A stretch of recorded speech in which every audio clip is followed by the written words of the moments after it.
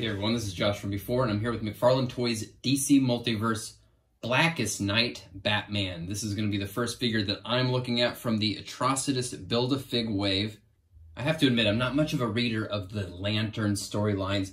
I mean, I do have more than a passing familiarity with many of the characters and the scenarios and whatnot, but as far as reading the stories, that corner of the DC universe just isn't quite my jam. That said, I'm definitely more than happy to be checking out this really cool looking wave. I got this from the McFarlane Toys online store. They had a bundle and add this 10% off promo code to that, and it arrived at less than retail cost. Now let's get this dude out of here. It's nice to have a full new wave to be looking at.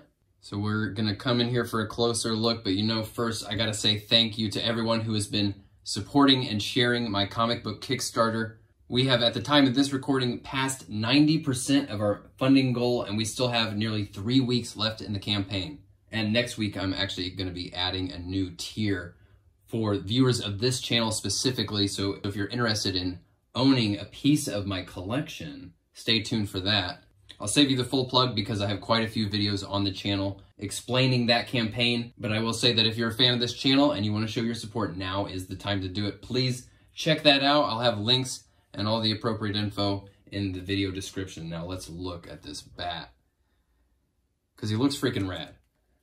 Personally, like I say, the Lantern storylines, I don't really go in for him that much. So as far as just like a personal preference, yeah, I probably would have preferred just a deceased, zombie bat.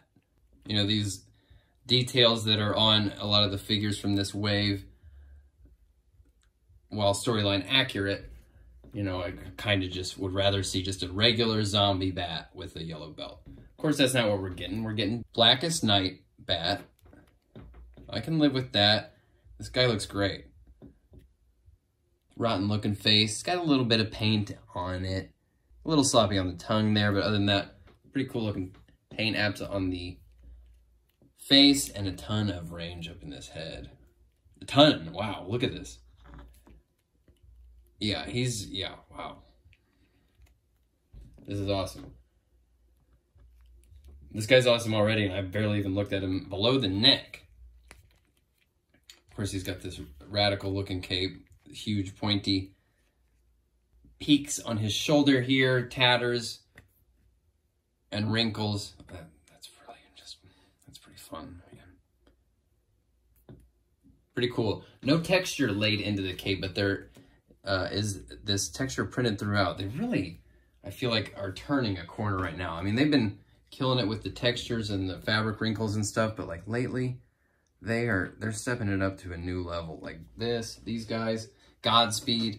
It's just great to see, and it feels like they're way outclassing anybody else at their price point. And frankly, they're outclassing some companies that their figs cost like 3 times as much. You know what I mean?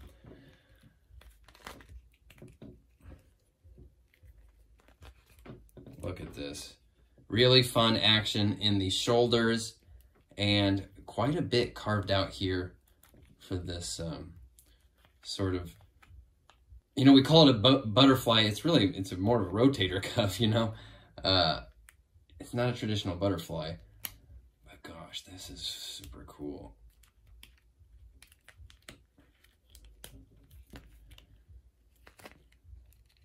Yeah, love that zombie. Ooh.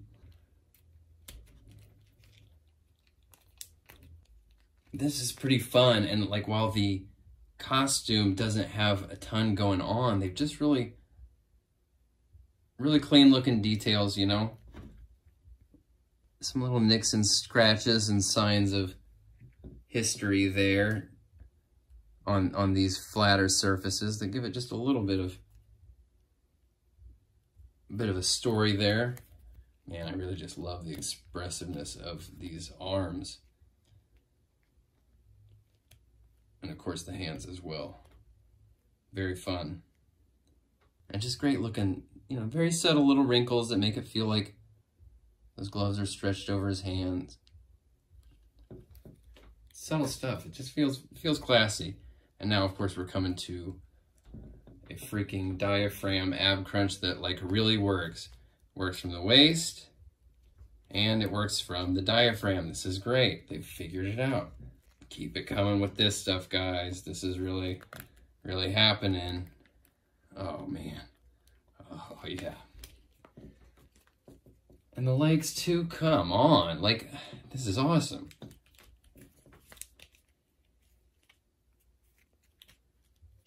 I mean, yeah, man. This guy's got the goods, right?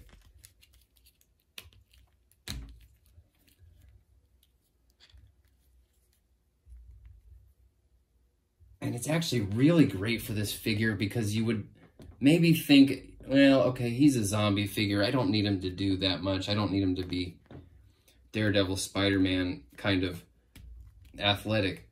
But actually, when the zombie character can be doing these kind of action poses, it's awesome. It's like an whole extra thing, you know? This is really awesome. The articulation, like, really takes him from being just, okay, a pretty cool zombie-looking guy to, like, oh, he's an action zombie. This rocks. And he can really, like, emote and attack and scream in agony at the pain of being undead.